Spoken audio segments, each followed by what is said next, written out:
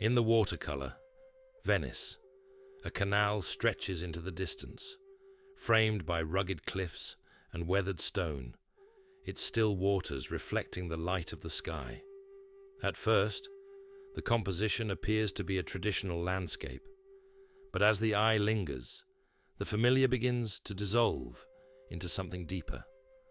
At the foreground, a collection of glass bottles and vessels sits along the bottom edge.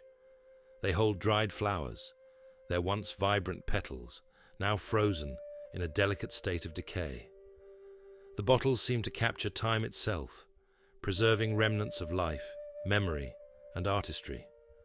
Among them, a chipped paint bears the grinning face of a jack-o'-lantern, a reminder that even the most transient things, festivals, seasons, childhood symbols, become artifacts of memory. To the left, a fragment of the artist's own face emerges from the textured surface, embedded within the architecture of the scene. He's both the creator and part of the landscape itself. This self-portrait is subtle, almost spectral, as though he exists within the very fabric of the world he has painted. Every surface is layered with hidden imagery, faces emerging from stone, figures interwoven with the foliage. These ghosts of Venice, real or imagined, blend into the composition, whispering the stories of a city built on water, a place where history itself is suspended in time. Venice is a city of impermanence. It is a place that exists on the edge of dissolution, where the walls crumble, the canals rise, and the foundations shift. To walk its streets is to move through a living lesson on transience, the same lesson Zen philosophy teaches.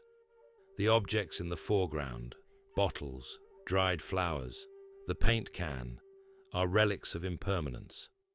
They remind us that all things fade, that beauty does not last, and that even the most carefully preserved moments will eventually dissolve. But this is not a cause for sadness. In Zen, the fleeting nature of things is what makes them precious. The artist's own face, hidden within the painting, suggests that he too is part of this cycle, not separate from it.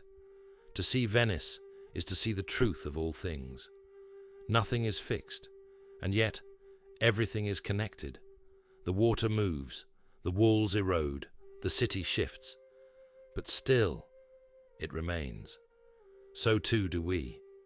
This painting resonates with hexagram 36, Ming Yi, darkening of the light, a symbol of endurance in the face of inevitable change.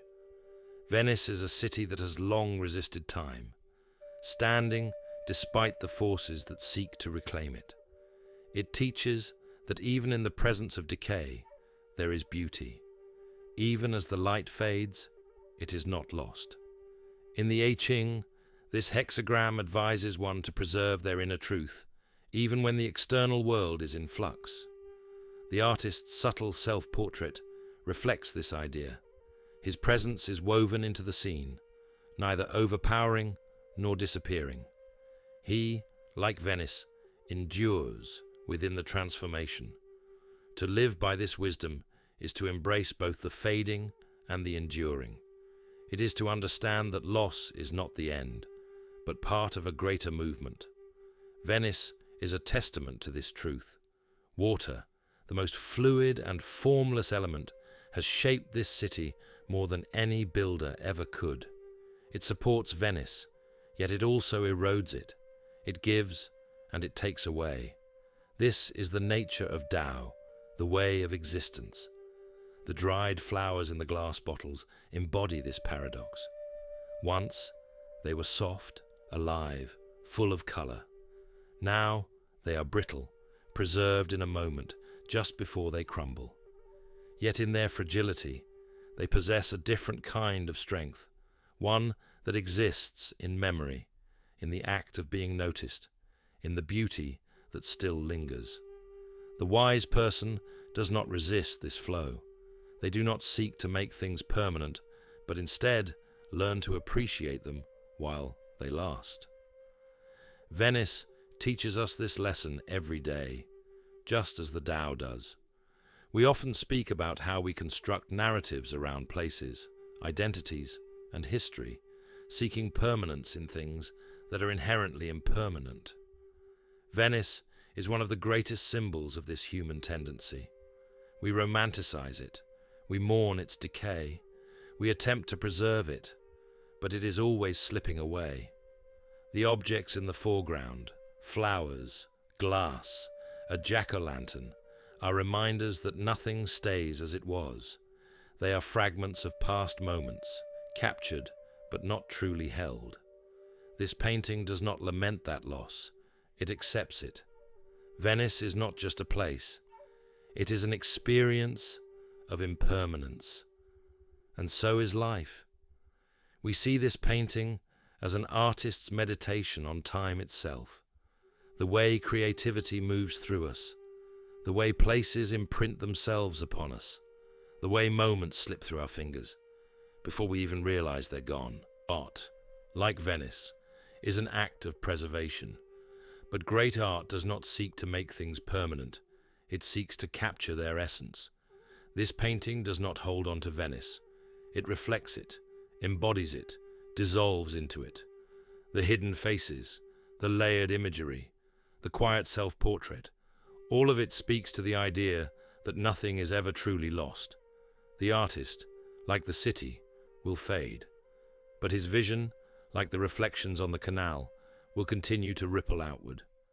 Venice is a city, but it's also a lesson. It is an embodiment of impermanence, a place where history and erosion coexist, where beauty is inseparable from decay. This painting captures that essence, not just in its subject, but in its form. The bottles hold remnants of time. The flowers whisper of past vibrancy. The self-portrait merges with the landscape, blurring the lines between artist and place, between presence and memory. Everything here is in transition, and yet everything remains. Take a moment to reflect on what you are trying to hold on to. Is it a place, a memory, a version of yourself that no longer exists? Like Venice, everything is changing. Like the flowers in the bottles, everything fades. But that does not mean it is gone. Look closely, see what still lingers, find beauty in what is passing. And then let it go, knowing that even as it dissolves, it is still part of you.